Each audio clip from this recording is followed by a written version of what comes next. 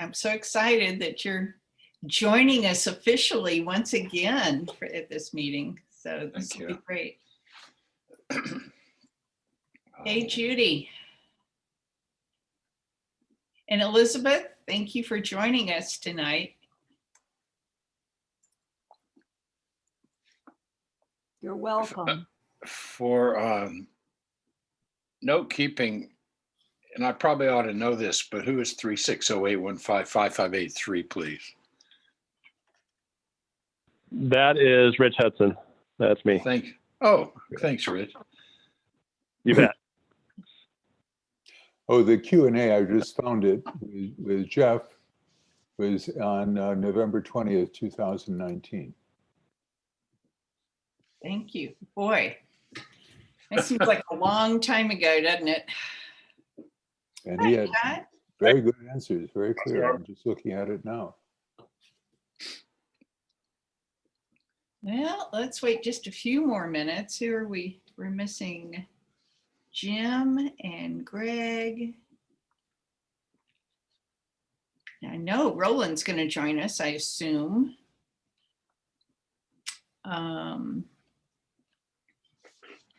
Hi, Todd. How you doing?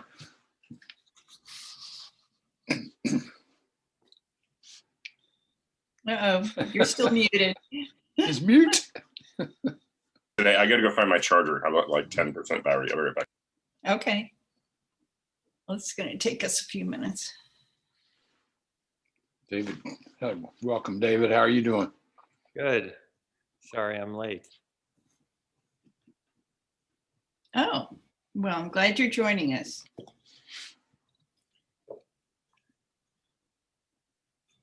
Did anybody see that? I guess it was Twitter, but I don't do Twitter, so it was shared with me of the Zoom call with the kitten. Oh,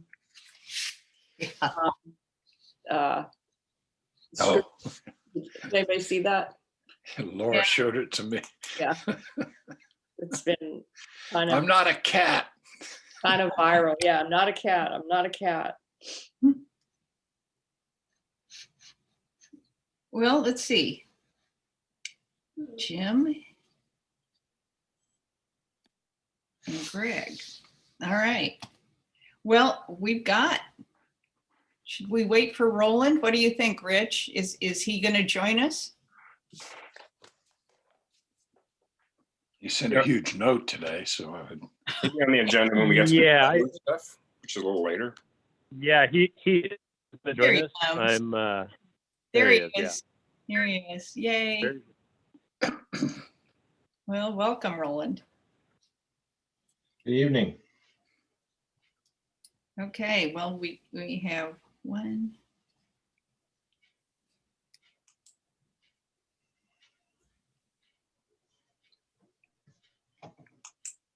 And Charles. Yeah, we've got a quorum. I say, let's go. Let's just do it, because we've got a lot to get done tonight. I'm calling this meeting together here then at 6:04.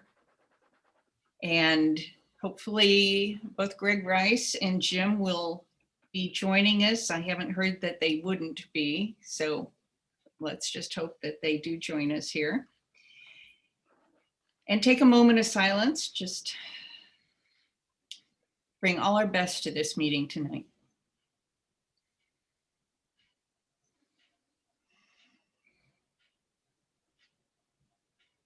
Thank you.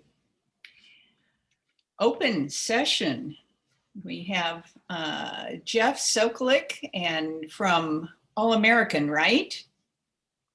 And thank you for joining us. We have an open session. Did you have any comments to bring forth? Not at this point in time. Just looking to understand the process. Perfect. I appreciate that. And Elizabeth, did you have any comments to bring forward? Nope, thank you. Okay. And well, glad you're here. Always glad you're here. And David Kirshner, any comments? No comments. I just wanted to thank you for gathering that information about the needs-based fares. That was helpful. You know, it's been a while since we looked at it in detail, and it was a good exercise. So I was happy to do that, see what's going on. I think the bottom line is, for those who didn't get the information, there are still 89, in 2020, there were 89 people taking advantage of the needs-based and senior fares, part of our structure, fare structure. So it was good to see that A, it's being used, and B, I think when you look at the household income thresholds, that it is a needed part of the fare structure, I do believe. I have one question on this table that Roland circulated. The top says in total 89 households qualified to purchase the fares in 2020. And then it says 30 households were approved for the low income needs-based fares, and goes on from there. Are these two different categories or? Two different categories. One is through low income. They are vetted by the Opportunity Council, so it can be any age. And then the second category is vetted through the treasurer's office at the county, at the assessor's office, that they are seniors at a certain income level or disabled. So it's two different subcategories. Okay, so that would be 59 for the second category plus 30 for the Opportunity Council. Right. Okay, 59. And they're vetted. Oh, I see, here is a paragraph down here. Okay, sorry, I just wasn't reading it properly. Okay, thanks. Yeah, so they're well used, and actually there are more people qualifying for those fare subcategories than in the past when we looked at it in detail. So it was a good exercise to undertake. Yeah. And Rama, just to follow up, so that's the needs-based is, or the low income is actually a smaller subset of the total qualifying group. Correct. And Correct. and that 89 households is representing about what percentage of the total households would you say? Well, The senior thing is needs-based as well, right? I'm sorry, what? The senior thing, they're both needs-based. They're just They're different both groups needs-based. into it. Yeah. Correct. They're both needs-based. They're just vetted through two different organizations that property tax and vets the seniors and the disabled, but other just low income households are vetted through the Opportunity Council. And I'm assuming that the property tax schedule is similar, the income qualifying schedule is similar to what we have here. I did not check that out, and that would be an extra step I did not take when I was talking to both the Opportunity Council and the assessor's office. So If David, if I understood you correctly, it's about 2/3. Did I understand what you were asking? Well, so the 89 households is out of 475 or more households on the island. I think in the 2010 census, there were approximately 473 households. So we'll see what it is in 2020. Right. But we're looking at the same figure on 473. So it's 89 over 473. Right. Oh, I'm sorry. I misunderstood you. Got it. And thank you for the clarification. So basically, the senior group is low income as well. You have two low income categories, one non-senior and one senior. So thank you for that. correct. Thank you for bringing those issues up, both you and Mike Skehan. They're about 20% of the total households. And Assuming that the household number hasn't grown significantly since 2010, Right, correct, Charles? Yeah. right, right. And there's Roland with a hand up. yes, Roland. I just wanted to let everyone know that the needs-based is defined by Whatcom County Code 10.34. So it's established there. There's a reviewing authority under the Housing and Urban Development, the HUD, for very low income levels. The reviewing authority is, I believe, the Opportunity Council. Then the other is based on property tax exemptions and exclusions for seniors. So it's a very specific formula.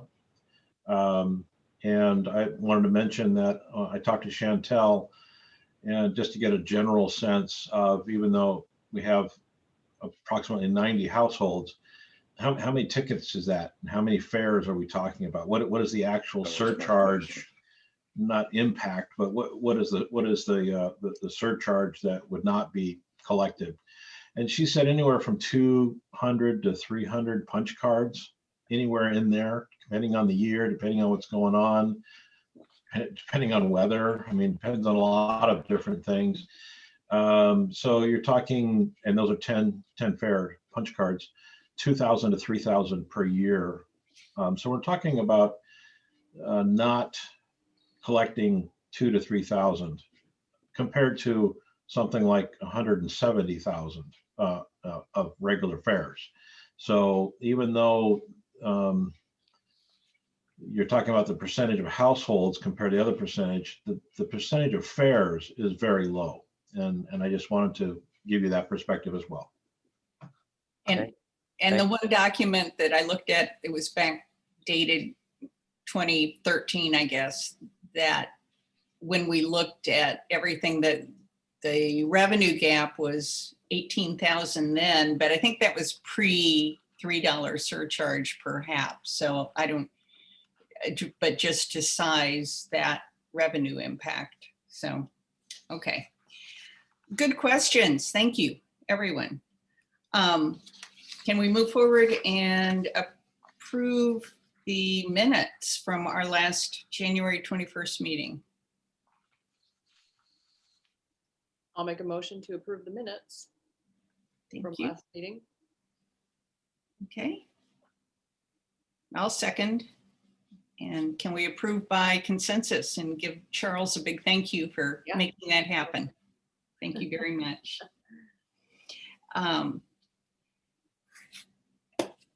Internal business. I think this is important. It's like the start of the year, and it's been a strange year. And I just wanted to have each of us take a minute to say, what is this? Why are we here? What do we bring to this committee? And I was just rethinking, why am I on here? What do I want to see happen? And I think part of it is just in my corporate days, I was in new product development, and we relied on focus groups and just hearing what people needed and what they thought and what they said, and how do you come up with good solutions after hearing that. And so I value the fact that we have a lot of different perspectives to take into account as we move forward with decisions. So I feel like that is what I bring to this. And I didn't know if, Charles, did you want to? Well, I think this is a wonderful way to start the new year. This is my last year on LIFAC, and I can look back and say that I have valued the diversity, the growing diversity, both of opinion and of people's perspective and where they come to, who are members, and also the people who regularly attend our meeting. The other two things that I'm particularly feel I bring to this are a concern, lifelong concern about public policy and the making thereof, and also climate change and the need to take advantage of this huge infrastructure investment for the county to go carbon neutral in a big way the biggest vessel, biggest vehicle in its fleet.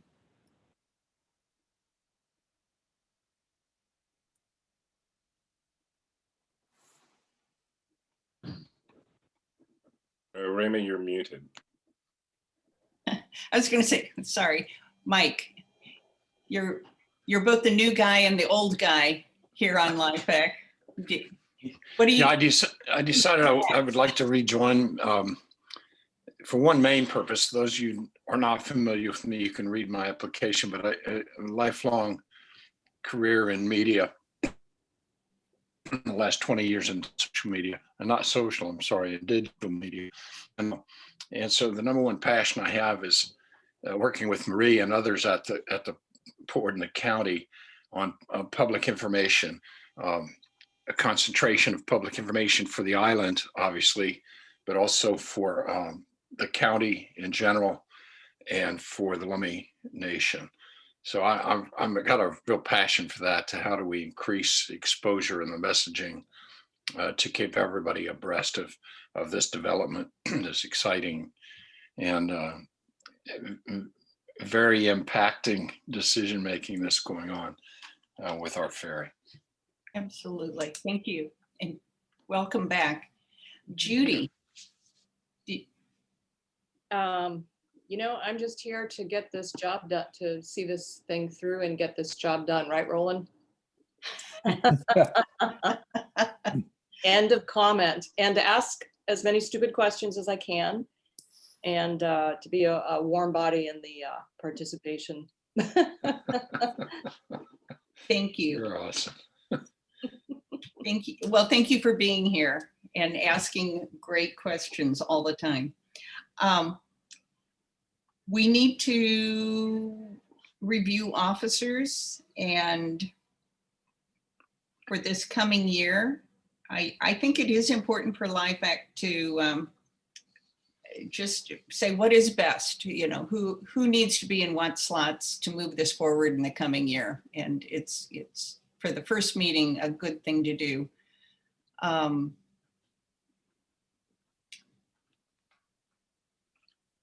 Are any terms expiring? I'm not familiar. They're gone. Charles and I are off at the end of this year. This is our No, last. I'm sorry. I meant officers from last year. Yeah, Chris to was now. Yeah, I was chair. Chris was vice chair. Pat Dunn was secretary last year. So we definitely need to make a choice on should I continue as chair, and I am willing to do that, and we need to fill slots for vice chair and secretary. So. Well, I can jump in and say that I think you've done a fabulous job, Rema, and I'm glad you're willing to continue. And by fabulous job, I mean you pay attention to this between our monthly meetings, and you get on the phone or on your computer and dig out information and reach out to people and prod the rest of us. All good attributes of the chairperson. So I think That almost sounds like a motion. That's what I was about to say. You stole my thought there, Todd. Exactly. Okay. Well, I thought I'd give other people a chance to talk to. That's fine. But Okay. I'd like to propose that that you extend your term for the current calendar year. I would be happy to. Second. And let's keep this simple. Charles, would you act as vice chair? I was going to nominate Charles vice chair. I'd be happy to do that, although Chris is a hard act to follow. Maybe I can consult with him in the background or something. But yes, I'd be happy to. Thank you. And I would like to nominate Mike as secretary. I think you would be willing, correct? Yes. Okay. Is there a second for Second. that? Okay. We have a proposed slate. Can we move? I move in favor of the slate with Rema Blake as president, Mike McKenzie as secretary, and myself as vice chair. Sorry, vice chair. Discussion? Oh, was there a second? I'm sorry, Judy. I would second that. Okay, is there discussion? I hear none. So all in favor? All in favor, aye. Thank you. Aye. And Thank you thank all. you. Thank you. I think we'll be a good team to move forward together here. So appreciate that. Right, quick, so did Pat terminate it off? She just didn't continue, or was her? Her term was, and she had served 1 3-year term, and she's busy on WTA, other transportation issues. So I think she said if we absolutely positively need her on the ferry working group, she could be helpful there. And Roland, you need to be aware of that. If you see a need for Pat's expertise, she will step in if needed. So thank you. I think we'll have a great team going forward. Any other internal business? Seeing none. Rich, do you have a operations report? And other LIFAC members and attendees. Yeah, I've got a brief operations report. We sent Theo White to captain school, where he has passed all of his Coast Guard exams, and all of his paperwork and application is currently being processed at the Coast Guard. So we're real proud of him. That's been a long road for Theo, and he's just about done. Wanted to say that the 2021 Drydock maintenance schedule is underway. It looks like we're going to be going out for advertising on March 26th, and hopefully be able to cast a pretty broad net and get a lot of interest generated in our what will be our 3-week maintenance period this year. The dates of Drydock, again, in case we missed it last time, is going to be September 11th through October 3rd. And the Whatcom chief most likely will be back midday sometime October 3rd, and then we would be having regular service begin on the 4th.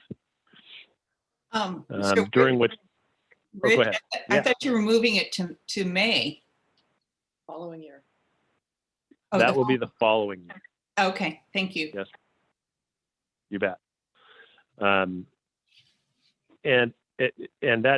that's a good question to ask, because what we hope to accomplish this year during the maintenance period is not only a pretty lengthy list of items on the Whatcom sheet, but also during that time we'll be completing the capital work, the painting, capital work, and sandblasting of the Gooseberry Point terminal, as well as we are trying to put together a small scope of work for an electrical update on Lummi Island as well. So most likely you can expect the gangways to be in place and the docks locked into place on both the Lummi Island and Gooseberry Point sides, Gooseberry Point terminals, to get all of that work done. So hopefully my wish is that by the end of this year, the Whatcom chief is going to be in incredible shape. Both terminals are going to be in the best shape they've been in probably 30 years. And I can speak to that because I think this is my 25th year working for Whatcom County. And we're continuing to get a little better all the time. Let's see. Along with that, that's kind of the most, I guess those are the highlights, other than also we'll be building a new breakwater this year on the Lummi Island side, and you can expect to see that work being conducted between August 1st and October 1st. None of that work I've been told will interrupt service in any way, but it's going to probably be pretty noisy, or a little noisy anyway, not like the old days, but it's still going to be a little bit of a nuisance. And the painting project, Gooseberry Point, that I mentioned earlier, will be somewhere between September 6th and October 1st, basically the entire duration of Drydock. What was the term you used? A breakwater? What? So it's the breakwater. So on the Lummi Island side terminal, on the south end of the the timber structures. It's that timber structure that goes out quite a bit and has a navigation beacon on it. That is getting replaced this year. And that's the breakwater. So it will look like that. It will be vertical pilings, just new ones. Yeah, it's actually good question, Charles. It's there'll be steel pilings, and instead of the just this wall of pilings that goes all the way across the bottom of the sand and rock there at the bottom of the pass, there'll be steel pilings with steel, basically like little removable steel walls that slide down in between those, and then are held up about a foot or two off the bottom. Mhm. And that's going to create a really nice breakwater, and I think the wave action will be greatly decreased by this new breakwater they're going to install. Thank you. The gap at the bottom somehow absorbs or dissipates some of the energy from the waves rather than being smack dab on the bottom. Yeah. Yep. Okay. And it also, I believe, allows for even more even flow of the material on the bottom to sort of roam around in a more natural way instead of build up in any specific place and cause other problems. Okay. Thank you. Sure.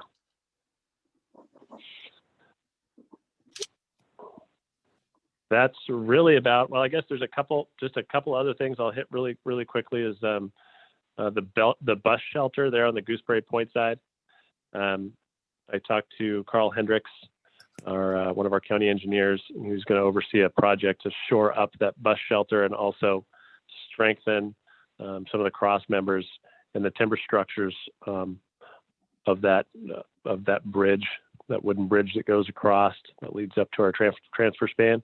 So all of those parts have been ordered and they'll be in stores, and we'll be able to purchase those from stores and then be able to beef up that bus shelter and make it a bit more to the normal and the original robust design quality it was spec to. Some of you may have noticed that the asphalt that's on the transfer span on the Lummi Island side terminal is starting to get pretty worn down, and so we've got a plan in place to patch that and shore it up a little bit, and hopefully what we're wishing is that in 2022 we'd be able to come in and grind all that asphalt out of there, and then under that asphalt is actually wood planking, and then we'd seal that wood planking and then put new asphalt down on top of it, and that'd get us probably another 30 years or so if needed. Yeah. Okay. So that's kind of the those are the highlights, folks. Is there any questions? No, I see. You mentioned the trestle on the Gooseberry Point side, and that is selective strengthening. That is all the wood that you are stockpiling will be used to swap out some of the timbers, or how will that happen? Yeah, that's correct, Charles. So the actual piling structures I've been told are in really great shape. It's just some of the strengthening timbers and the timber cap that we're going to be replacing, as long as replacing some of that wood and beefing up there under the little bus shelter. And I've been told that, amazingly enough, that's really going to bring that structure right back up to snuff. So positive. So in fact, I'd sort of remember from several years ago that replacing that wooden trestle was going to happen sooner rather than later. And this was complicated what was then the idea to move the whole Gooseberry terminal over to where the former store used to be. But now you're saying that with these changes, the actual substructure is perfectly fine, and just swapping out timbers on the superstructure will make the trestle last a lot longer than was thought, say, a couple of years ago? Yes, Charles, that's correct. And so, and also with that, we've been replacing all the planking every year at Drydock. We've been getting about 20 or between 20 and 30 planks, I believe, replaced every year. And so that, coupled with the strengthening of what we just discussed, should really, it should beef it right up and bring it almost up to what it used to be. Okay, good. Without having to replace a whole lot of the timber pilings. Okay. Roland, you had a question? I just wanted to mention, as we were talking about the Gooseberry terminal, we at Public Works take very serious look at that vessel often because we need to keep it safe. And it's a wood structure, and it gets a lot more inspection than any other bridge that we've got. And this strengthening and taking care of these cross braces and some of the tie braces will strengthen it. It will last for longer than we anticipated 10 years ago. Having said that, however, it is coming to its engineered end life expectancy, similar to the Walk of Chief. It's going to come to a point where it will be cheaper to build a new one somewhere else than to completely retrofit that one, and do as much as work that we're having to do every 3 to 5 years. So with that in mind, we're continuing our conversation with the Lummi Nation, and to let you know that the Lummi Nation Planning Commission is reviewing the Gooseberry terminal location. So that whole conversation is continuing. So just so you know. So this is new. So you're a party to this, I assume, or you're just waiting to see what the outcome is, or are they up to date on all of our plans for replacement ferry and so forth? They are. Unfortunately, there's been a series of deaths in Lummi Nation. They have been hit very hard by COVID, and the Planning Commission has been postponed 4 times now. So we're awaiting for the next meeting time to happen, but we anticipate it in the next couple of weeks, and we'll get into more of the details of that. But we are talking, we as in Whatcom County and the Lummi Nation are talking about that, and to the mutual benefit of all to move the terminal coinciding with the termination of the lease, or the end of the lease time period. Oh, good. This is wonderful news. Great, good work. So it would not be moved necessarily before the end of the lease, though? It could be, but we definitely want to get it there to where we're not renegotiating a whole new lease and then moving it. So Okay. the push, as it were, is to get everything done and give us several years to accomplish the permitting that would be needed to actually get the permits needed to build the terminal. It'll take years to do that. Okay. They had set aside the earlier plans to create a marina there, as I understand it, which was driving part of the earlier discussions. Is that back on the table, or this would just be a deal struck with the county based on rearranging property lines and road easements and so forth? Yeah, it has nothing to do with the proposed marina. My understanding is that that is no longer on anyone's radar within the current Lummi Nation government. Well, that sounds good. It makes it less complicated, or slightly less complicated. I can tell you from conversation with a former head of the LIBC, 2 things. These are his words, that the marina was one man's pipe dream.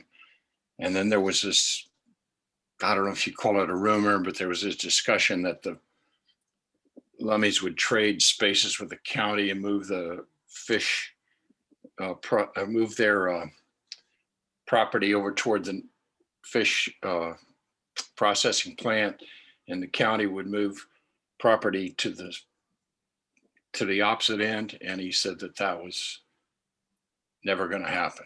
That was his comment about it. Okay, thank you.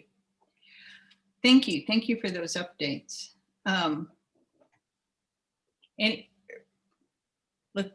looking back at the agenda, Rich, is there an update on the Sanacan? Yep. Yeah, thanks, Trema. As far as the Gooseberry Point Sanacan and then also the weather station. So the Sanacan over at Gooseberry Point is something we can certainly do. Just to give you all a little history on that is that originally we had one there, and it was vandalized so much and so often that the provider finally just pulled it out of there and said he was no longer interested in doing business with us if we wanted him to provide that service. However, since then, it looks like in the boatyard adjacent to, there is a Sanacan set up for use. It looks like it's being used. I went and checked it out the other day, which means perhaps we could get away with putting a new can over there at the Gooseberry Point terminal. I am just a little reluctant to pull the trigger on that, only because the estimate was for about $8,000 for 1 year, and that $8,000 was from Budget Septic, who we currently do business with for the Sanacan that's on the island side. Doesn't mean we couldn't look elsewhere. My worry is that no matter what or who we get to provide it, that there could be some level of vandalism that occurs that could drive the price up. What I'm suggesting is to you all, if this sounds logical, is that perhaps from maybe we bring in a Sanacan instead of in September, which we do for Drydock, maybe we bring one in for the really busy months where that is maybe more of a need, say from July through September. And then we kind of we monitor and see how, its use, see if it's getting vandalized, see if it's something that's sustainable. And if it is, then I would ask LIFAC to pass a motion for us to put forth a budget supplemental before the council to incorporate that into our yearly budget, so that we can provide that service year round. How does that sound to everybody? Or would you rather we just, would you want to vote on that supplemental budget recommendation now and just go for it? I'm going to leave that to you all. And I will, this question was raised by an islander in a letter to us. I saw her the other day, and there is not as dire a need as there was, but there is an overall need right now. Is it worth putting some budget dollars behind Rich's suggestion to do a trial? Well, I think it's fine. Rich, just to be specific, you're talking about, say, June to October, or what months for the trial? Yeah, July through, I was thinking, July through September for the trial, but we could certainly do June through September. And how much is that cost with this trial period? That would be a 3-month period, July to September. I don't have the answer for that right now, but I'm guessing it would probably be somewhere around, $2,500, which is something that I believe we can absorb in our current budget. I certainly wouldn't want to go much past that. And Roland, if that was a budget supplemental, that actually wouldn't need to go to council if something that small, right? The executive could just sign off if I get that.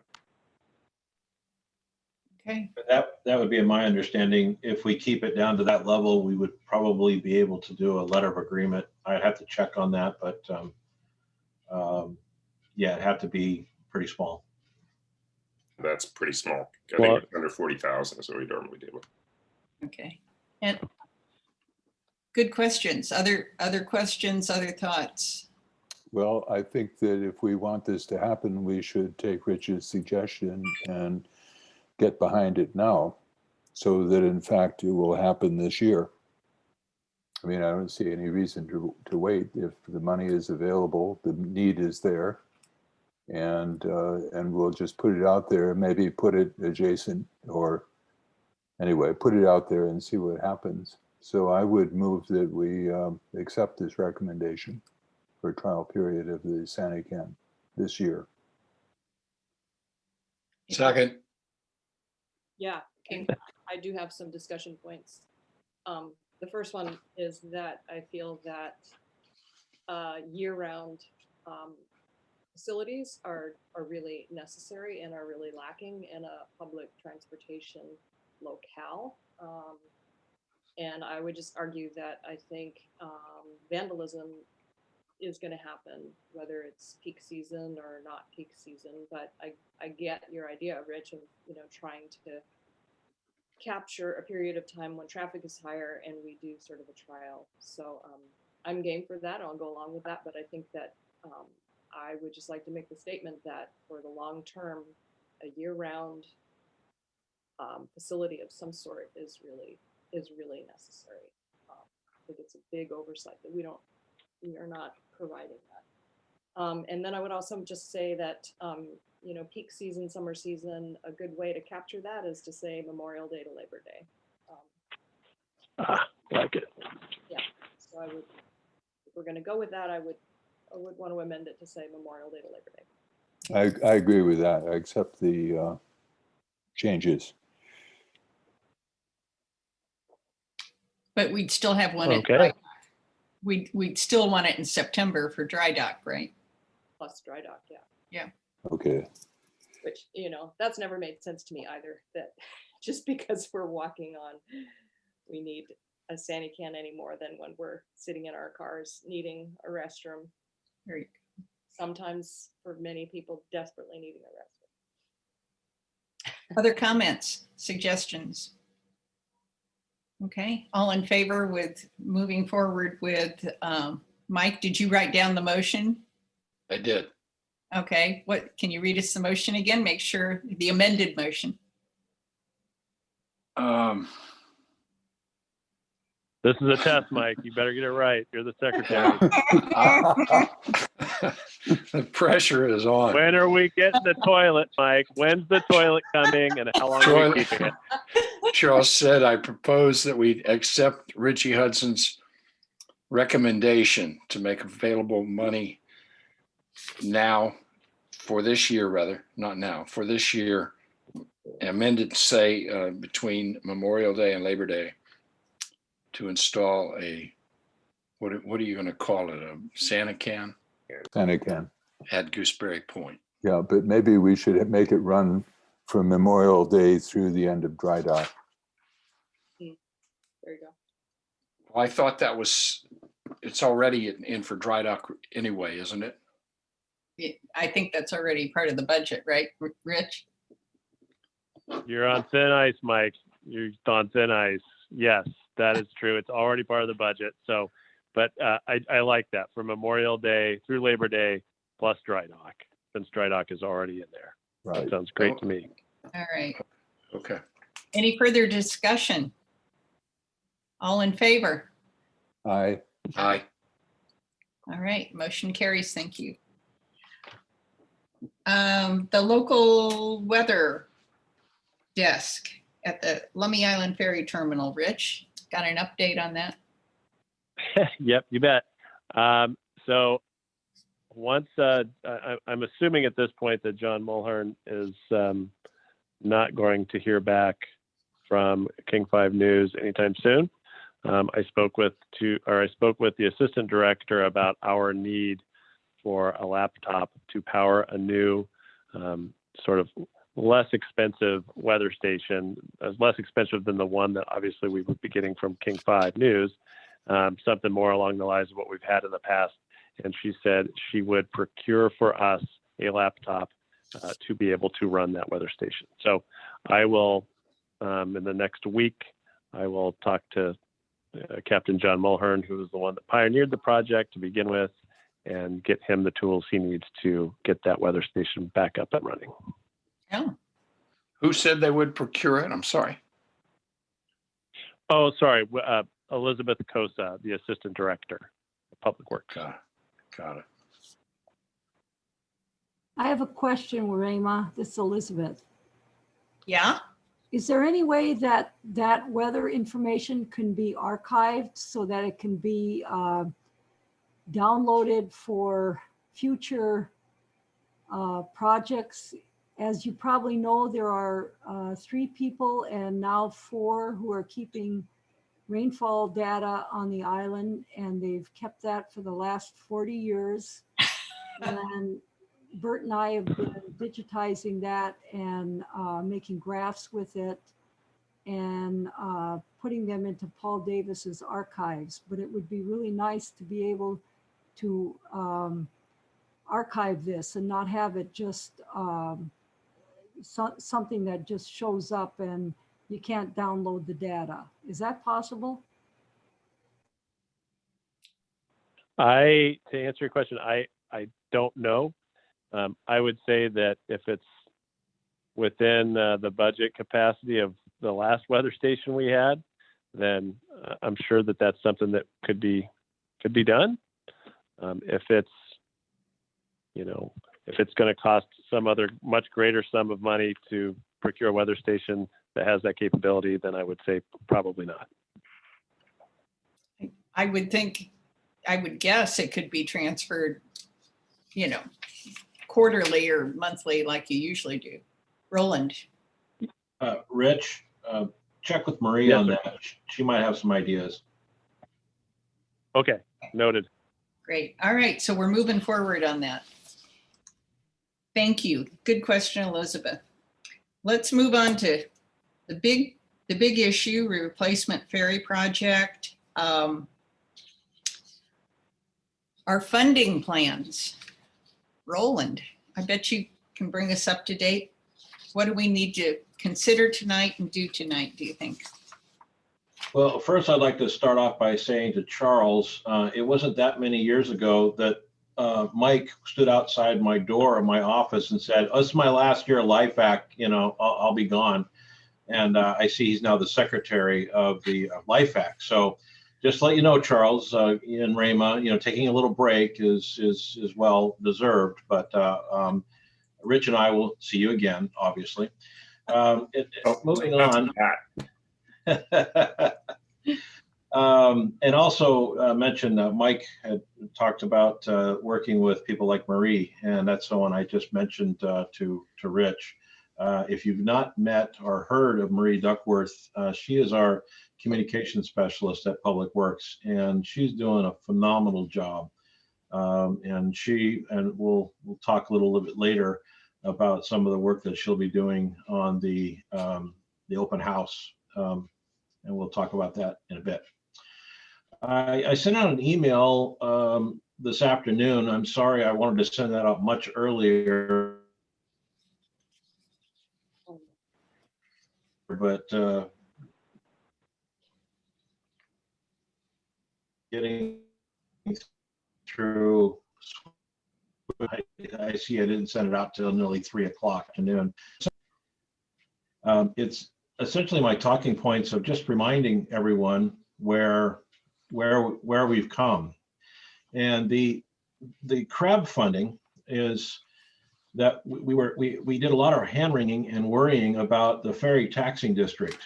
And in the end, whether we do a ferry taxing district or not, the maximum amount we can get from crab is $10 million. And the project is reaching that point of 30% being nearly $10 million. So there really isn't a lot of incentive to work towards adding a ferry taxing district. Plus, as you all heard from Councilmember Donovan and Ben Ellenboss, Councilmember Ellenboss, there's very little chance of a new taxing district being added to the county rolls, given the current economic conditions of the state and the county with COVID and everything else going on. So with that, we move forward with figuring out an idea. How do we, I think Ben used the phrase, how do we show that Lummi Island residents have skin in the game here? And there was talk back and forth about an island-only taxing district, and that's again terribly unpopular and maybe not even equitable. So we came up with the idea, you all came up with the idea about a capital surcharge, and you passed that unanimously a couple months ago for $1 per fare. Chantel asked me, did that include needs-based fares? And I really didn't have a strong answer. So that was brought back to you last month. You also heard from members of the public asking you to reconsider adding the surcharge to needs-based fares. And by the end of the meeting, wanted to look towards passing an ordinance that excludes needs-based fares. So if you notice on my email, there's a couple of things that need to be added to the draft ordinance.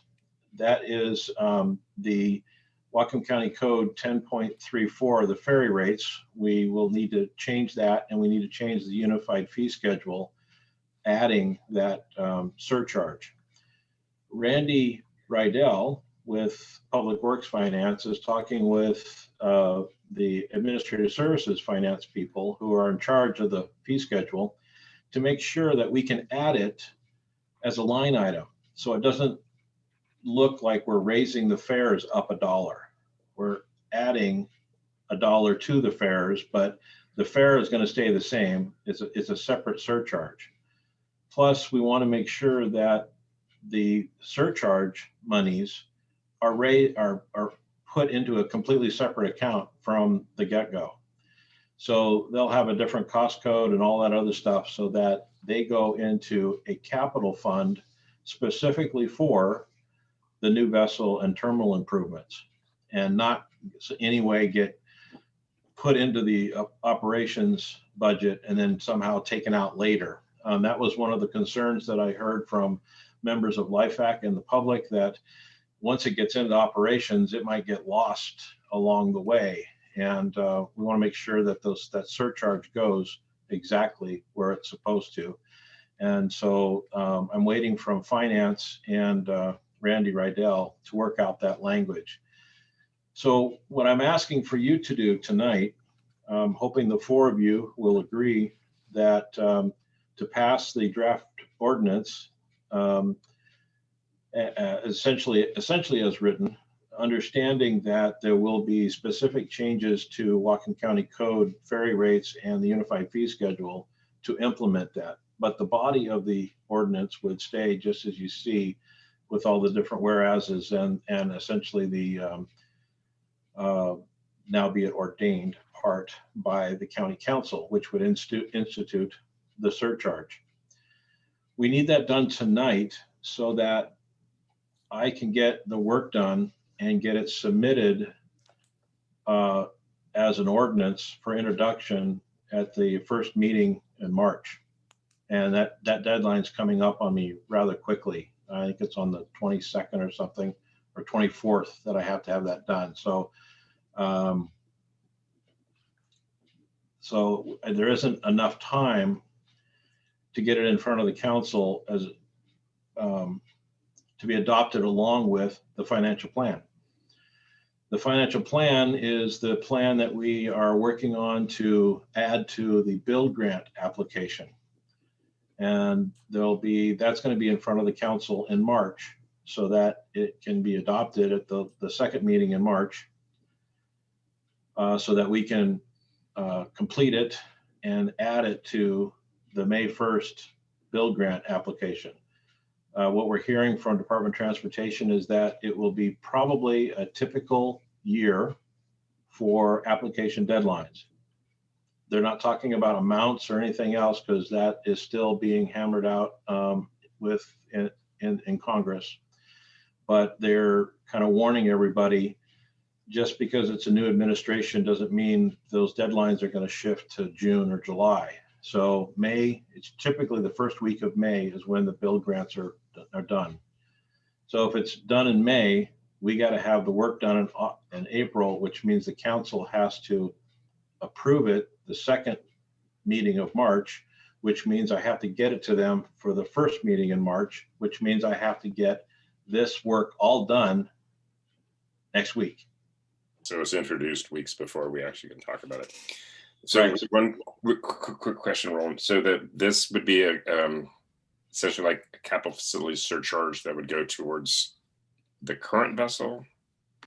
No, it'll go towards the new vessel and terminal improvements for the new vessel. I meant current as in the one we're talking about, the replacement. But yeah.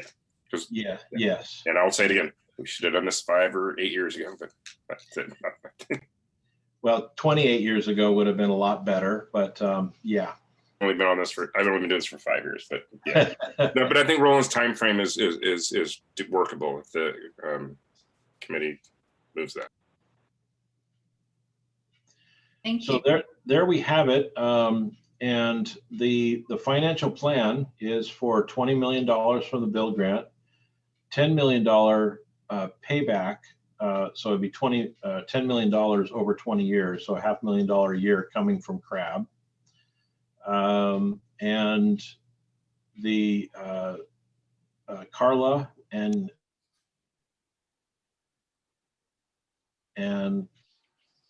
Kelly from KPFF have been working with Rydell diligently. They're meeting 2 or 3 times a week, getting an idea on how and where we would utilize county funds for the cash flow. Because while we're waiting for the build grant, you don't just get a check for $20 million.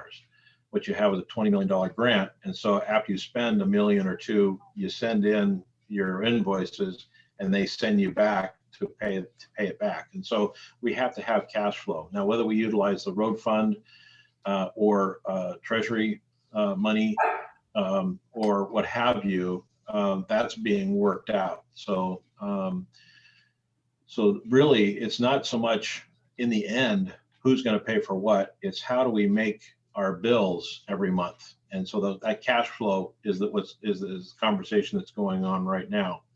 And we want to set that up for the build grant. And just to remind everyone, in the conversation we had with the Department of Transportation, the 2 things that we were lacking, and the guy was very honest, he said it was a brilliant application. And the only reason why it probably didn't get approved was you didn't have a financial plan that said you're actually going to build this thing, and you didn't have a design that showed you're actually going to build this thing. So it was obvious you really want to, and all the work that we did on the level of service and the ridership and everything else was well beyond what other jurisdictions were submitting. So what we're doing this time is making sure we have a financial plan, and that's what we've been talking about, and making sure that the surcharge is added to that. And we want to make sure that that ordinance gets passed prior to our submittal of the financial plan so that we can include that we're already taking in money through a surcharge to pay for this. And then the second part, which is the vessel design, which Liz talked about last month in pretty great detail, and we'll be adding that to the package as well. So that's where we are. I have never been as positive, even though I always sound positive and push forward, and you'll only see a positive look on my face, and we're going to get it done. We're going to build it. We're going to build it. But I'll tell you right now, I've never been so actually positive about the opportunity of a build grant than for this one.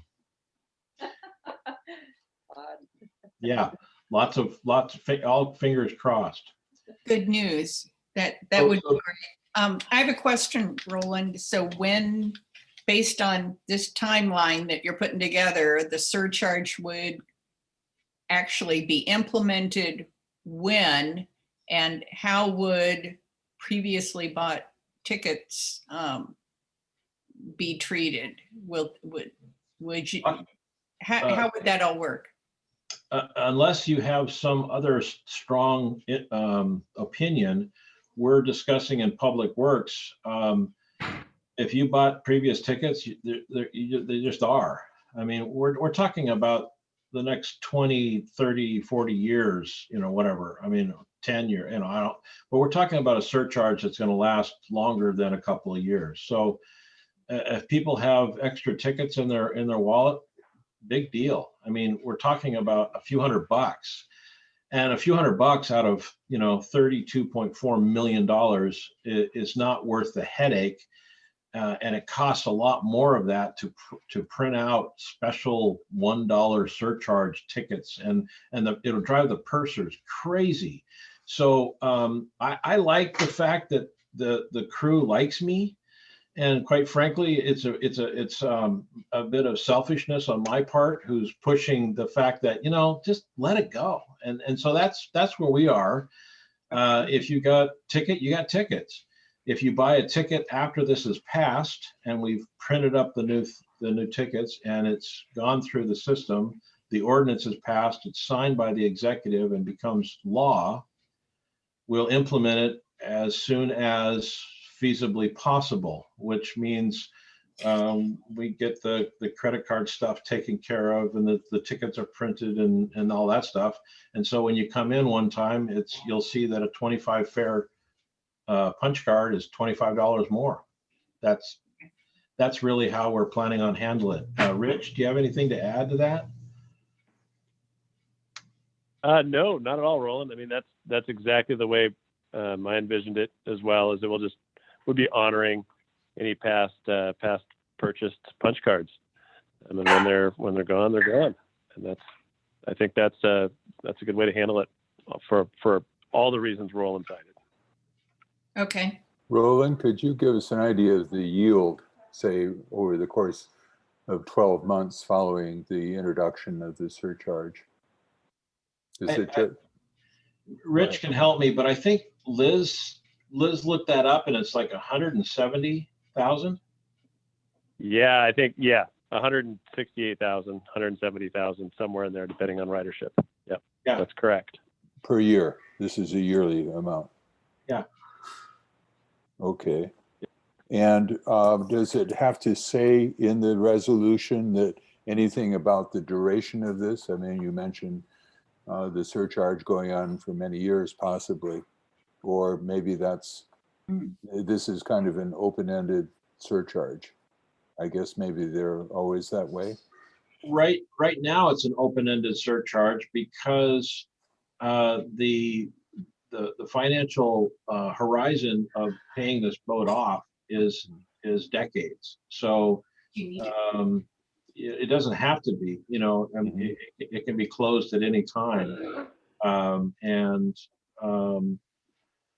to tell you the truth, we hadn't worked on that type of cash flow. We just wanted to get this up and running. Yeah. I would hesitate. In fact, I'm going to recommend, please don't put a sunset on the ordinance. We don't want to send that to the build grant people. Wait till we get the build grant, and then if you want to mess with the surcharge, you're welcome to, but let's show some real commitment by not having a sunset. I would totally agree with that, and I would push it a little bit the other way. I think when you print the new tickets, meeting I'm supposed to be in. When you print the new tickets, you should show the $1 as a separate surcharge with a statement that is for ferry replacement. I really don't say much unless they ask me. Oh, this is the RNC. Sorry, can you hear me? Yeah, go ahead. Oh, okay. So I'm just suggesting when you print the ticket, rather than have whatever the ticket is, whatever the fare is, $13, that you have $13 is the fare and $1 is the surcharge. So every time people look at their ticket or pay, they know that they're making a contribution towards the new ferry or just future ferries. And you leave it more general. Future, we're building a fund for future ferries. The the one coming now and future. Yes, and that was the intent of why we want to make the change to the ferry rates and the unified fee schedule, Mhm. and not just add $1 to everything. We wanted to have a separate line item. As I stated before, one thing to make sure we capture the funds and it goes into the new vessel, but also to show, as you look at the fee schedule, the rate is $13. There is a surcharge, so you're paying 14, but Right. the ferry rate for operations is 13. Right. I'm just saying on the fee schedule and on the punch cards to have that little bit of public information, so people realize that they're paying for something in future. Yeah, and Rich can help remind me to talk to Chantel when we get ready to order those, to make sure that has happened. I have. Yeah, that's certainly something I want to discuss with the crew as well before we advertise that on an actual ticket. That might be something that would be better suited for perhaps Charles for the website, or maybe on a handout or something. Only because I'm not sure where we would incorporate it on the tickets, and also I know that our crew has 5 minutes to collect fares from everyone and get around and help with the barriers and direct traffic and pay attention to safety. And what I'd rather prefer is not have a ticket and cite a question every time they hand one out. Perhaps on the punch cards, I could see that. That makes a lot of sense, as everybody in the community, or most folks that are buying punch cards, are already aware. But Right. I'd like to avoid, the questioning of the crew from the public every time they have a transaction with an off-islander. Okay, well, I'm certainly sympathetic to that. I'm just sort of saying as a way of indicating community commitment to our contributing to the new ferry or future ferries. I think many people would be happy with the idea that the money is going into, I don't know, what do you call it, a sinking fund, or anyway, a reserve fund, which was never done in the past, which is why it has been so difficult to fund a new ferry, unlike every other asset, as I understand it, in the county inventory, which has a replacement fund attached to it. So I don't want to make a big deal of this, but I think maybe this comes when we get to the community outreach. Maybe that's another place to talk about this. But I see Judy is. Yeah, I was just thinking getting Marie involved on that level to make sure she can help us really figure out how to get the word out to the community. And I think that's certainly something that needs to be done, Charles, and happy to work with you and LIFAC on that. You bet. Well, to Charles's point and Richie's point is that what Charles is talking about, I think, is really very meaningful to islanders. Whereas Richie's point is that extra dollar on the, if I understood you right, Rich, on just walking onto the boat or driving onto the boat, that person, generally speaking, wouldn't have the same visceral feeling that Charles is talking about, which is I think a really good point. Is that right? Yep, that's correct, Mike. Thanks. Yep. And Judy, you had some thoughts to share? A couple of things. One thing is, Roland, you mentioned with the Public Works accounting that this money needs to be essentially what amounts to a separate line item, and it needs to absolutely stay out of operations and maintenance funding. So is it worth, I would feel better from a legal standpoint if the ordinance has a whereas clause stating something to the effect of that these funds will be secured in separate accounts strictly for the capital improvement of the ferry and not as part of any operations and maintenance. Is that something that's worth doing?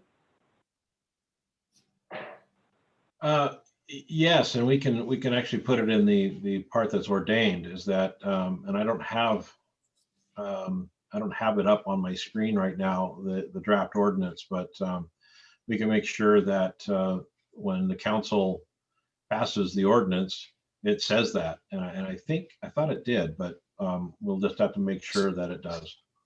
Well, you could do that with another sentence, and now therefore be it ordained. Fair capital surcharge of $1 for the construction of new ferry vessel and improvements to the ferry terminals to be kept in a separate account specifically for this purpose, or words to that effect. It could fit in there.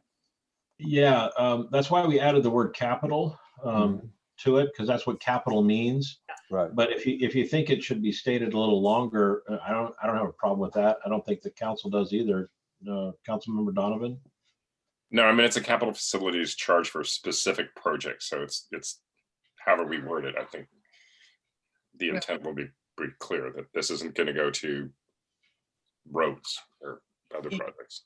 Well, it is itemized. It says surcharge of $1 for the construction of new ferry vessel and improvements to the ferry terminals. So that part is in there. Yeah, that's pretty limiting and defining. So, but if you want to wordsmith it, I encourage you all to do that. But I think that's pretty clear. It's going to build this boat. Sounds good. Is that going to be robust enough so 20 years from now it will still, or 30 years after we've paid off this boat, this capital surcharge will still be chugging along, filling up a fund for the next boat? Hopefully, as Roland said, 20 years ago, this would have been great. But, right. But now we're 20 years in the future, and people think, oh, wow, that was a good idea 20 years ago. Might be $5 20 years from now. Right. Brings me to another question in this document, in this formal document. Is it worth making a statement about a time frame on the document that it will be reviewed in? I mean, I was going to say earlier, like on an annual basis, but now maybe like in 5 or 10 years or something like that. Is it appropriate to put that kind of time frame into a document like this? I don't know. I'm asking a stupid question. Oh, it's certainly not a stupid question because I have no idea the answer. So, I mean,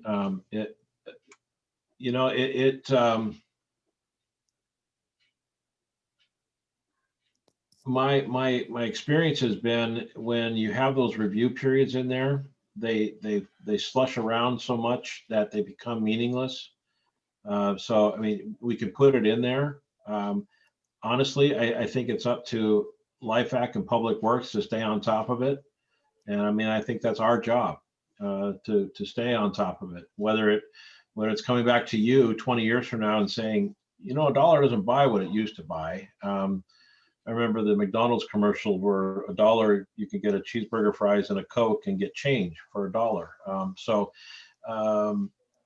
that's certainly not the case anymore. It's now $10. But so as Mike just mentioned, you know, it might be $5 20 years from now, and it would have the same kind of economic impact.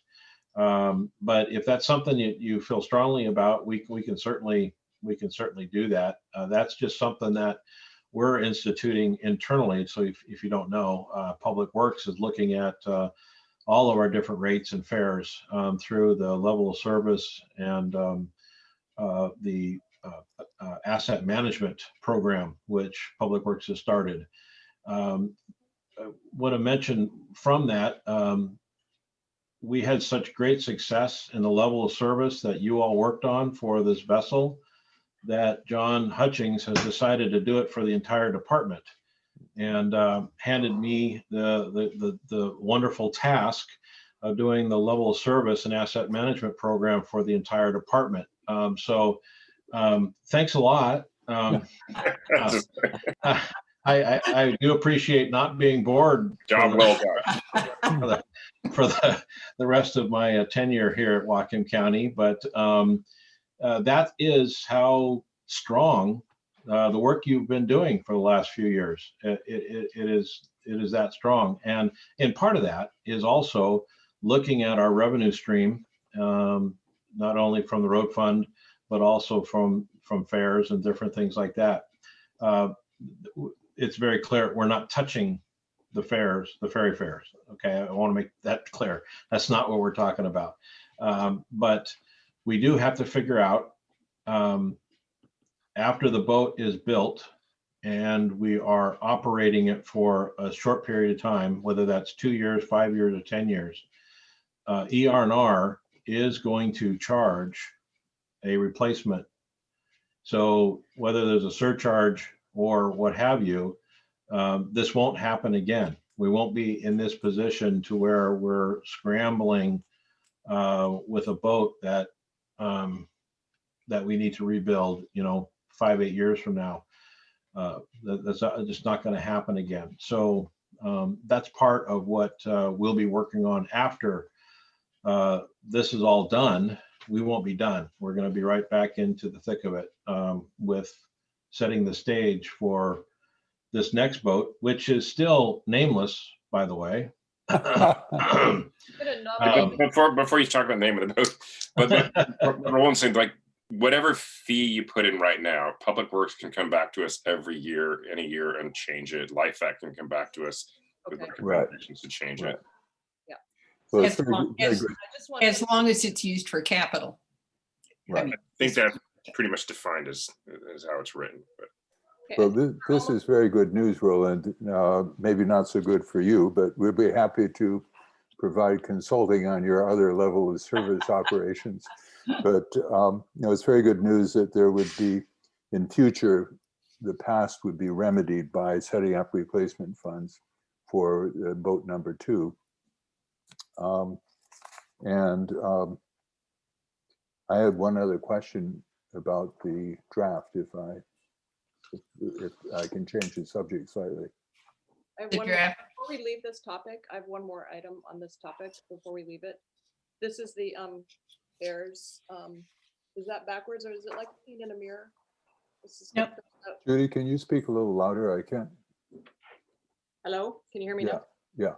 So there's one other line item on the and Rama posted the ferry fares, the whole printout of all of the levels of fares. There's one other category which is called post high school full-time students multi-ride ticket, and it's practically equates to a need-based fare. And I just want to make sure that we're applying this dollar per ride across the board of this entire printout, which includes larger vehicles, bicycles, blah, blah, blah. So there's this one other category that's post-high school, full-time students, multi-ride ticket. It's a $70 ticket for 25 rides. We're including that one too? That was my question too. Good. Funny. Yeah, the way it's written right now, and my understanding of the intent is that would be no longer $70, it would be $95 for 25 rides, 25 fares. Right. I guess my question is, we made a pass on the needs base. Do we want to charge the students too? So I'm throwing that out there for other people to share their opinions on. Thoughts, anybody? Rama?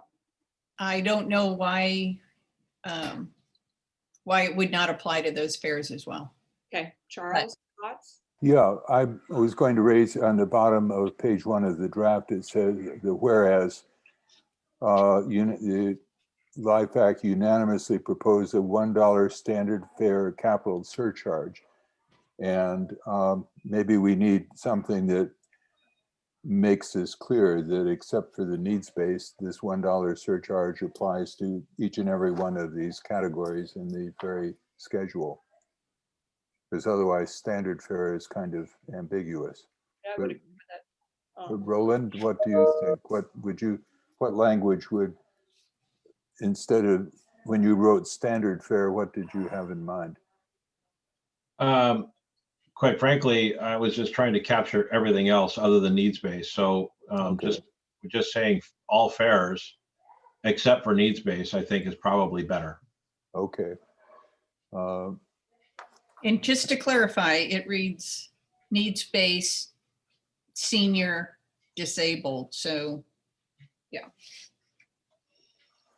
Oh, you want to add that on that would be the whereas. No, So- I'm just saying that is, I think currently how it's stated on the fee. The Oh, fare. Which excludes what Judy was talking about. Right. Well, should we change on the whereas at the bottom of page one, $1 standard fare? Is that clear enough? I mean, Todd, Roland, is that clear enough that it's applying to all of these except needs-based? I will probably change the draft actually to remove the word standard and just say all fares Okay. except needs-based. I looked at title at Whatcom County Code 1034, and although senior disabled have a specific definition, but then it says it is a special needs-based fare. So I think it captures it, but I can add the senior disabled to the needs base if you would like. Yeah. I think you need to. And we can always check with our legal counsel to make sure it's covered if we Right. want it to cover. Good thought, Todd. Yeah, and I will mention, this has not gone to Chris Quinn or Karen Frakes yet. So we want to make sure you're all happy before I send it off to the attorneys to have it reviewed. Well, do we want to tinker with the language now so we can vote on it? Or do we just vote on it and leave it to you to tinker? Work it through however you would like. I just need, I'm hopeful that you'll have a majority vote tonight on moving something forward. Well, and I'm looking at our time here, and I want to save some time for the open house presentation discussion. So I'm sorry, Greg, did you have a comment? You can unmute yourself here. Aid and limit aid together. I didn't know you like wine too. Is that one smaller one? I don't know. Mary, can you unmute him maybe? Oh, I have a, hey, Roland. Okay. Judy, oh, go ahead, Judy. And Yeah. then, So Roland, looking at your document, which I printed out, second page, top of the page. It's the second part. Anyway, whereas on February 10th, 2021, the Lummi Island Ferry Advisory Committee unanimously proposed, and I'm going to insert a suggestion here, unanimously approved a capital surcharge of all fare schedule as found, here on this document, with the exception of needs-based. Done. So that would replace the paragraph at the bottom of page one? No, it just changes that one whereas, which is basically directed at not applying it to needs-based. And what it does is it just says that all of these established fares found on the Public Works website, this sheet here, the surcharge applies to all of these fares with the exception of needs-based. Okay, all right. So then we get rid of the word standard in front of fare on the previous one. No, it's the sentence after that, Charles. Right, but we don't need standard. That confuses things. So I propose we delete that and adopt in the next whereas your language.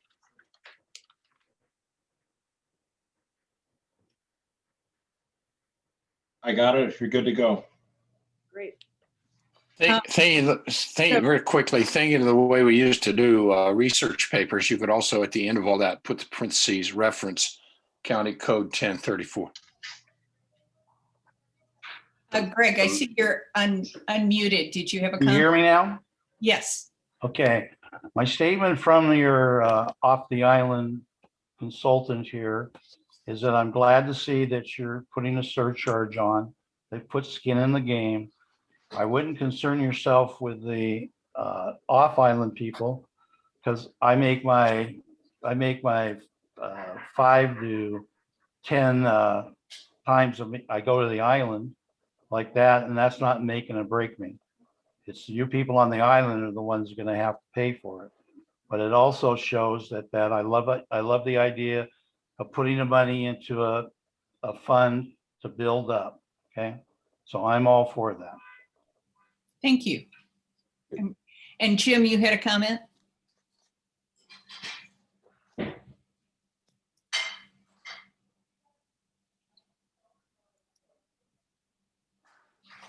Yeah, I got here a little late. We had an ongoing livestock emergency, and then I had a terrible time getting on this. My bandwidth here at the end of the island is dying, and as of Friday, I'm going to go to Orcas Island internet. So hopefully that works a lot better. What did we decide to do about the needs base? I was late, so I don't know. Oh, it will not get the surcharge. There will be no $1 surcharge on needs-based and senior property tax fares and disabled. Okay, and is there going to be any?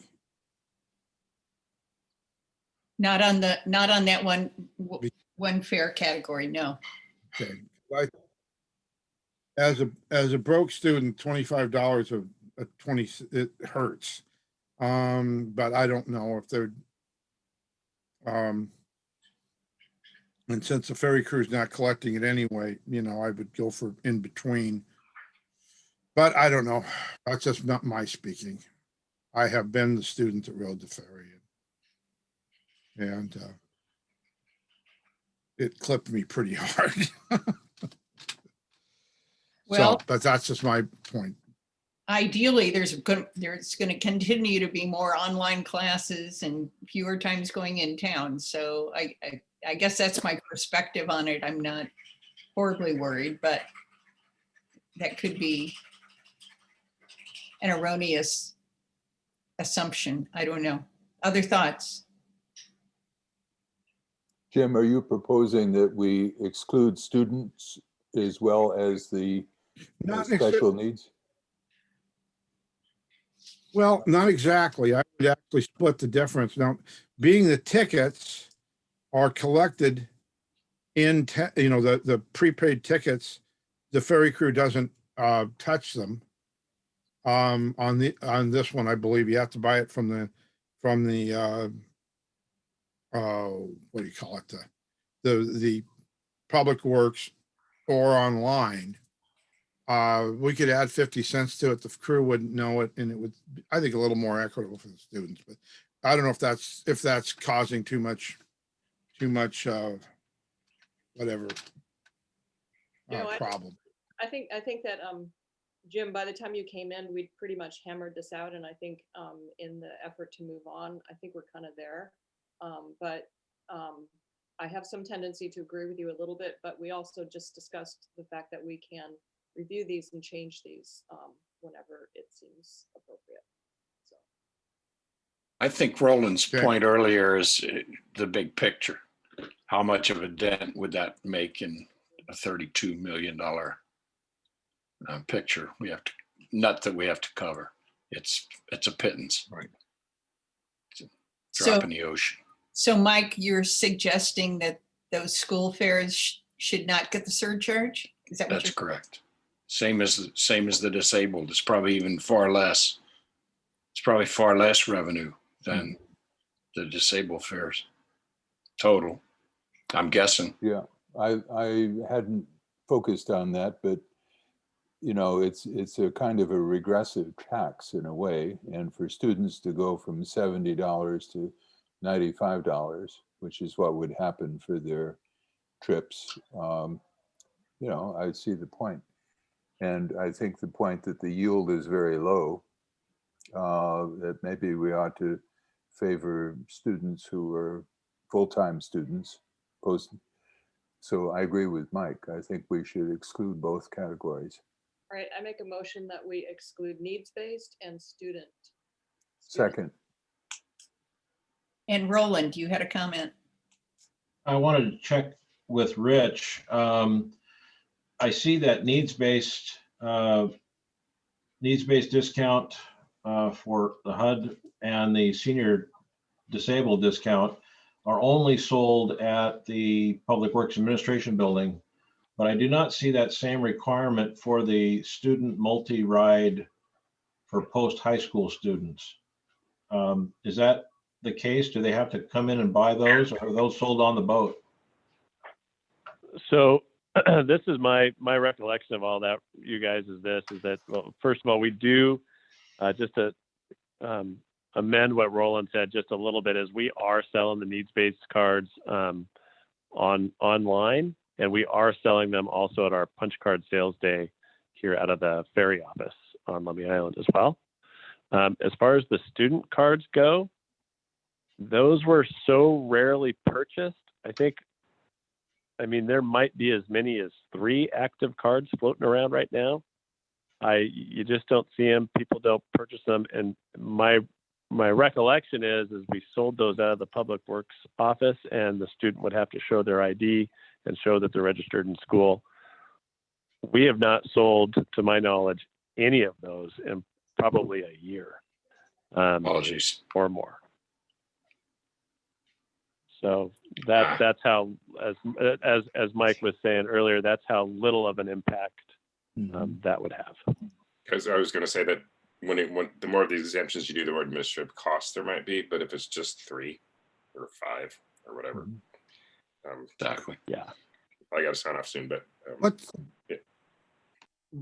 What's the difference in the cost between the student? Yeah, okay. They're a little higher than the needs-based fare. Okay, that's fine. I would say the administrative costs on some of these things might exceed whatever the revenue differences are. Just make it easy. But yeah, if what Rich is saying is just 3 or 5 or something like that, that's a no-brainer. Just do it.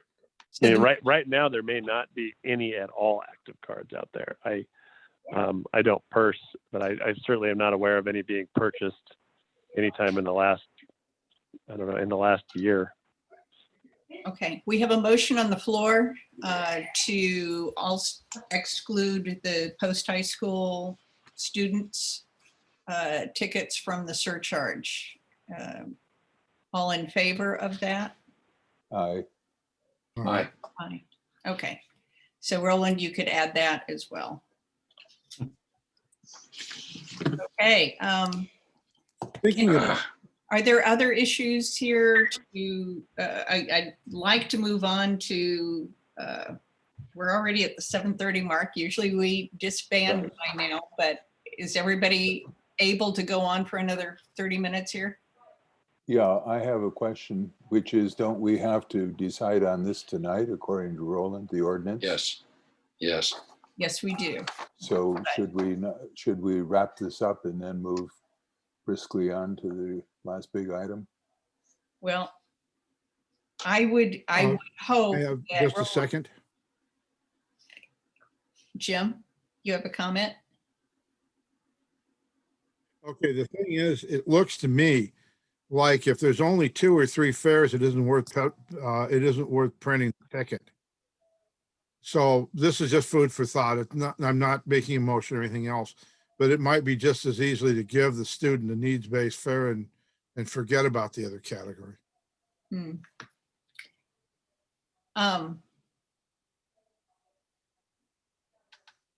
But that's, we don't have to worry about that now. Okay. I got to move on.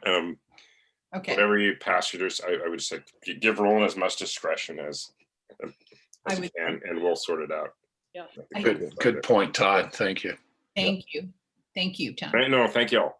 Thanks. No, Okay, thank you for but don't we have to have a vote adopting this with the proviso that Roland will tinker with it, and so, because he needs to meet his deadlines? Yes, he does.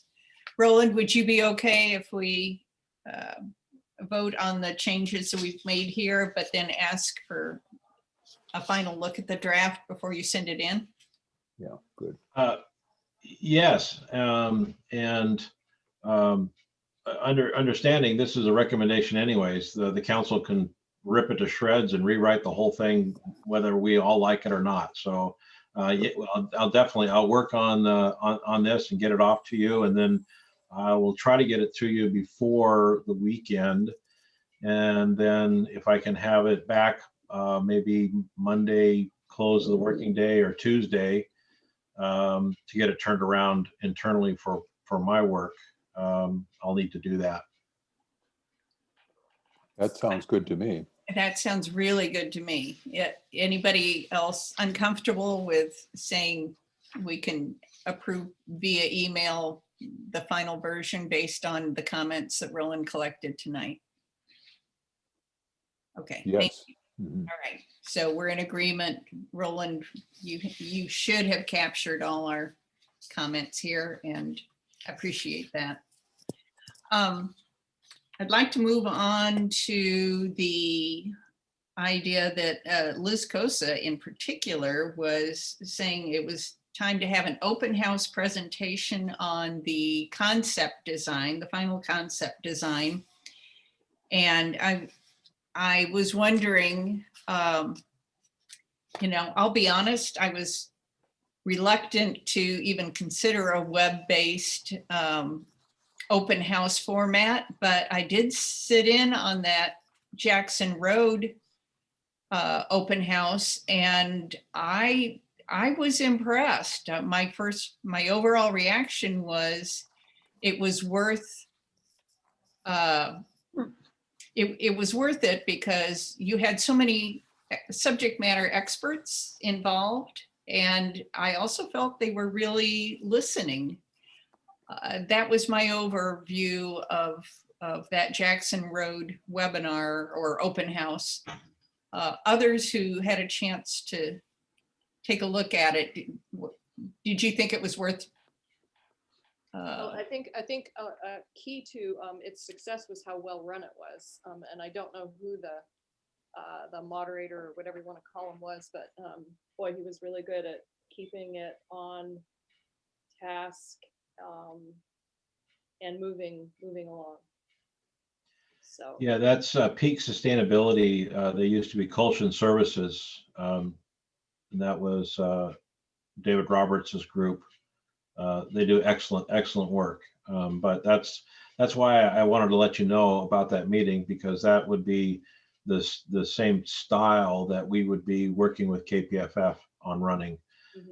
And one of the biggest part is to take a project such as a bridge, and we broke it up into 5 or 6 different elements, if you recall, those of you that attended that, so that people could talk about those specific elements and not just try to go back and forth and around and about on different design elements of it.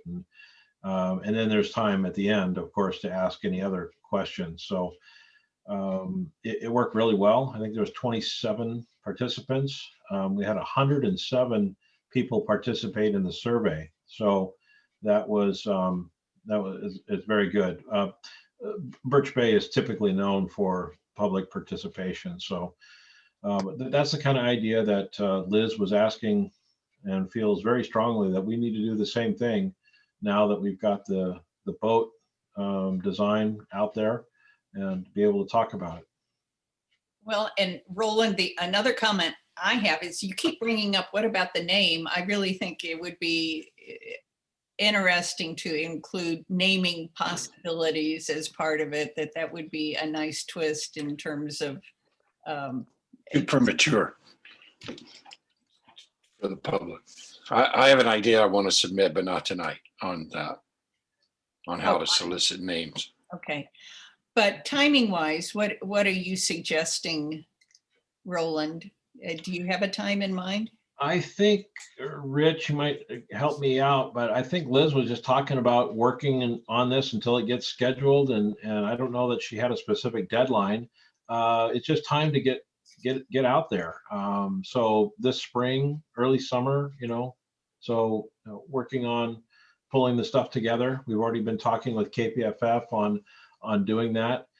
I would like to get the financial plan and the build grant done first, and concentrate, because we only have so much capacity in public works. So I won't really be able to work on both of those at the same time. So I can either work on it right now or not until we get things done in April. So I would be thinking more May, June. But Rich, do you have anything to add? Yeah, I mean, the only thing I think I would add is the last I spoke with the director and with Liz and Roland, this I'm guessing this has been at your doorstep as well, is that I think the thought was as we get the ordinance passed. Once the ordinance is passed, do a pretty big community outreach and education program to the community before we actually institute that surcharge. So people are well informed about the process and what that surcharge they're paying for is going towards. Does that make sense? Total. Yeah, I agree. Okay. Can I, Rayma, can I just go back to the Birch Bay? I dipped into it and share people's views on it, but I came late to it and it wasn't clear to me how many people were actually in attendance. Does anyone know was it a big draw or? Oh, no, it was. 27. Yeah, right. It seemed very small. It was, but the people immediately affected were there and had Okay. concerns and thoughts. And so in that regard, I thought it was. Okay, so that was the sort of catchment area. So they actually achieved they caught a large fraction of the people to whom it matters. So, okay, that's fine. I All felt that. I was surprised. I was worried too when I saw how few people were attending. But And yet, I have to say that I think that was one of the successful aspects of the meeting was its size. You get 2 times or 3 times that many people. I just don't think it's going to go quite as well. You need more participation, but it's kind of a double-edged sword. right. Well, with that, it's very important to have the moderator be in control and moderating the meeting. Plus, it now takes 3 people to do the meeting. You need the normal secretary treasurer that is taking notes. You need a moderator that is paying attention to people raising their hand on a tiny little screen, and you need to watch out for all that. And then you need someone that's running the information technology part, the technology part, so that if someone is shuffling around, you can mute their microphone for them and kind of be able to control the disruption within it. So we found that out early, that it takes 3 people instead of me just showing up, opening the doors to the school and just saying, hey, help me lay out some chairs, let's talk about this. It takes more to do virtual meetings, to do them right and to make sure to capture it and to allow complete participation by everybody involved, which is the whole point of being there. So you want to make sure everyone has an opportunity to speak and make sure that everyone has the opportunity to hear that person. So. Well, and Roland, I thought the visuals were pretty strong with it. There had been a lot of attention to having the appropriate diagrams so that people could communicate clearly, I think. Yeah. Yeah, and that's going to be very important with this meeting as well, so that people can say, can you back up to that other slide? I want to ask about, this stairwell or whatever it is that they want to talk about. And I'm not the person to talk about design. I have not been part of that at all. So you'd have to talk to Liz about that, or Rich, as far as about that. But that's certainly, as far as the public meeting goes, we want to make sure to have as much information available, and yet not unneeded information like the size of the bus wires and things like that, but the actual things that people want to participate in. And the other question, just to clarify this, they did a survey first and then did this open house, or?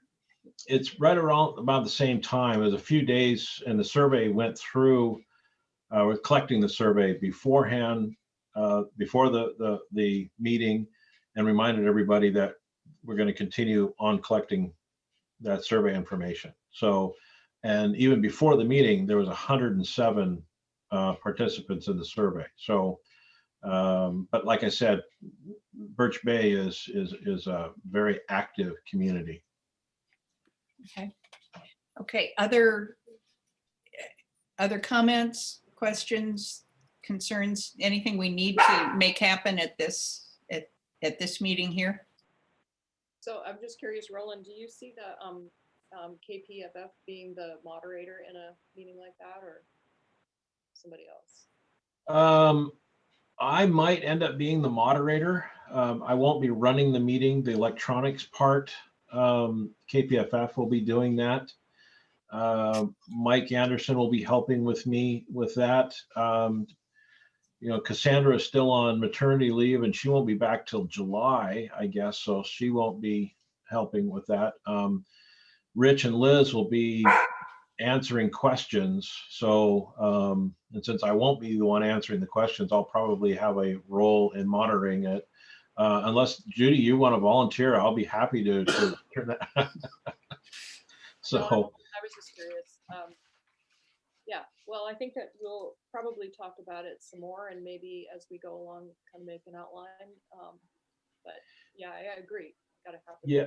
I would recommend for your agenda to keep that as a topic until we get it done, because even if it's just a 5-minute update of what we're working on and what we're doing, I think it's good to, for one, anytime we see it on the agenda, we remember, oh yeah, we've got to get this done. So, it helps move things along. Okay, we can do that. Also on the agenda was other funding opportunities. Are there any that we need to be aware of, or we are already focused on the build grant and the county's part right now? We have enough on our plate. Well, COVID-19 is the average weight that you gain during the COVID crisis. So I'm on a diet now, so we won't be doing a bake sale. I was going to say bake sale. So I might be buying it for the Lighthouse Mission or something, but I will not be participating in the bake sale. But and that, sorry for the joking, but right now,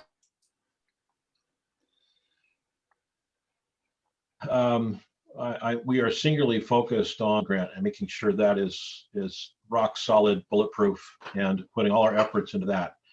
We are certainly not foolish enough to think that that's absolutely going to happen. So as we're looking at the cash flow, we are looking at other means and other ways of ways of getting capital funding for this, whether it's bonds or what have you. Those conversations are ongoing. And there's also the possibility we don't get 20 million, but we do get a build grant of say 10 million or 15 or 12 or 8 or something like that. So we're looking at different scenarios so that we can react as soon as we get that information in October. But we won't really know until October when the announcements come out. We're on schedule for the crab meeting this spring. Whatcom County is on the agenda to do our part for year 2 in the crab funding scenarios. So that's all scheduled, and they've seen the website with the level of service and all that on there. So we're good and solid as far as that goes. And our lobbyist down in Olympia is talking with legislators, priming them up, even though it's not going to them this biennium, it'll go to next biennium. We are including it as our critical infrastructure need conversation. So if transportation funds, as if you've seen anything from Secretary Buttigieg talking about the large transportation package that should be coming out here in the next month or so, that was something that Congressman Rick Larsen mentioned as well, that there is other transportation infrastructure funding available.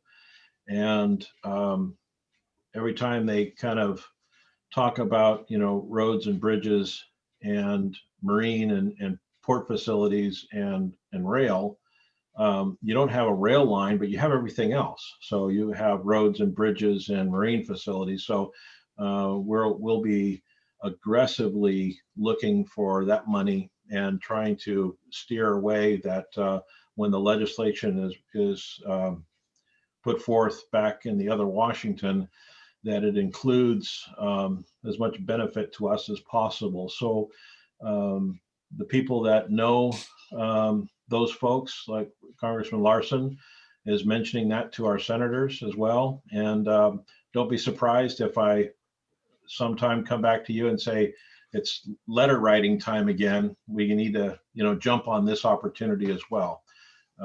Because we want to be able to make sure that the county council, public works, LIFAC, individuals all write to our congressional delegation and senators and say, hey, please pass transportation bill XYZ and make sure it includes critical infrastructure needs, which is the vessel, I don't have it on here, vessel improvement project.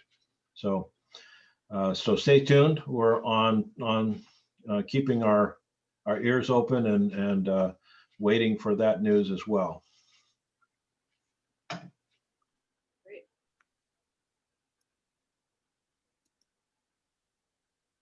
You're muted, Rima. Yeah, sorry. Under public awareness, we have tome deadline coming up the end of this week here. Usually I just draft something and send it out to you for your comments or updates. Do you think there's a lead? What's the most important thing based on our meeting tonight that should be shared in the tome this time? Any thoughts? The most important thing to start grooming the islanders on is the dollar surcharge. So it's not a shock. It's a shock effect when it happened 8 years ago. Okay. Do you think we should do this before the county council has? Probably not. No. Okay. I was redressing the number one item, but no, it's probably not yet. Okay. I would suggest So- a mention that it is being discussed and details are forthcoming. That's a good way to do it, Judy. That's kind of how I would, so that it sets the stage, But maybe I like put it in the context of creating a replacement fund forever to so that funding in future will not be such a struggle. call that triple F. That's Ferry Funding Future Fund. Well, that's a quadruple F. Okay. Got it. Two of which are redundant. I think I'd lead it with a positive frame, which is that the county and LIFAC are really optimistic and excited about the possibilities of major funding. It's getting closer and closer. Great. Okay. And then the surcharges, and then it's, oh yeah, and by the way. And I also think, I guess I say this every time, if there's space to put in all our names and possibly, phone numbers, or encourage people to call us. It would be a good time to do that. You're right. Right. Okay, good. Thank you. Any one of us is happy to talk to people on any of this. Well, And Roland, you had a thought? Your game to, Oh. Send out that first draft. It seems like it works really well if other people have quick inputs before it goes to. I think that's really great. Okay, Yeah, if that works. it does. All right. Roland, you had one final comment? Oh, yeah, I was just thinking you should announce in the tone that joyfully Mike has volunteered to lead the renaming of the vessel. So that's the part that I just want to take home, and I'll be able to sleep tonight knowing that Mike is going to do all of that and I don't have to worry about it anymore. Thank you, Mike. I appreciate it. Okay, great. It was nice talking to you all, and I'll see you soon. It's one of the reasons I came back, Roland, to draw on your joy. Are there any other final comments? This has been, we continue to move this forward, don't we? And yes, Mike. I want to, is this new business? I just wanted at the end here, for those of you who weren't on yet, and that would be probably more than half the group, you see Jeff Sokolek on there, and he joined us tonight and is considering the vacant position of an off-island committee member.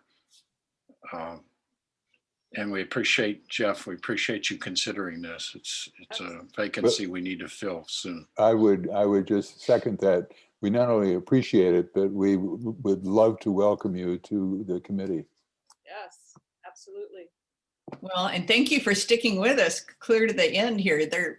Our meetings aren't usually quite this long, but Definitely not. Sure, not a problem. Happy to be here. thank you. I Absolutely. just also wonder real quick, the 4 or 5 people there that, when I can't see you, or when we have public meetings again really soon, are you going to wear a bag over your head? I don't think so. Oh, there's Bill. Bill. Bill. Hello. Hello. It might be better for some of us to Hi, have the David. bag, Michael. And Mary, thank you one more time for hosting us and pulling it all together. Hey, Amen. Randy. No, Amen. this is great. Thank you all. Good work. And we'll look for your draft, Roland. Thank you for listening to us and working through some of these issues and, thinking through the long term. I'd rather get it right the first time than have to come back and say, uh-oh. So thank you. Thank you, new officers as well. Oh, yes, absolutely. Thank you. Yes. And Jim, you missed it. So Charles is going to be vice chair, and Mike stepped in, said he would act as secretary this year. I'm thrilled. Yep. So. I got 6 Rayma is pages of continuing. notes. Right. And Rayma is continuing as our chair. This is the last year for me. So yeah, we're going to have to, Jeff, we'd really appreciate your coming on board. We need some good minds, good thinkers. So thank you all. Bill, thanks for being here, everybody. Good night, everybody. Thank you. Okay. Good night. Thanks, Roland.